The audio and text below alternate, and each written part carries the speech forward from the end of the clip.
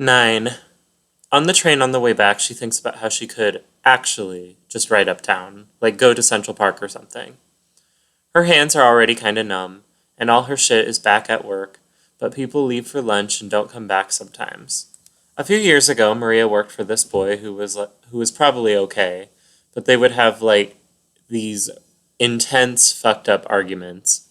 She'd provoke him with something like, "Dude, you don't like Hole? Is it because you're a misogynist?" He'd get all pissed, flip out, and try to explain that he wasn't, in fact, a misogynist, and actually what he liked was hip hop. But dude, Maria would say, "You already admitted that you don't like Sylvia Plath, and now you think Courtney Love is a shitty guitarist?" Stuff like that. Who knows?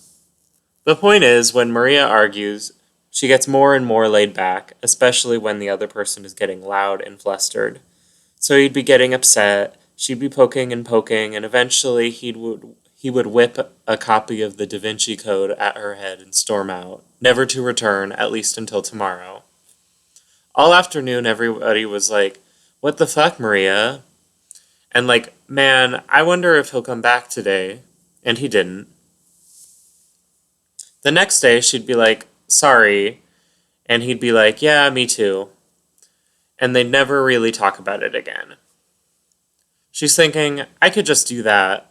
But then the train pulls into the station by the bookstore and she gets out.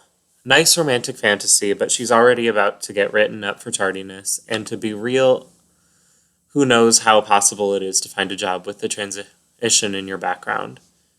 She tries not to think about whether that means she'll be here until she dies.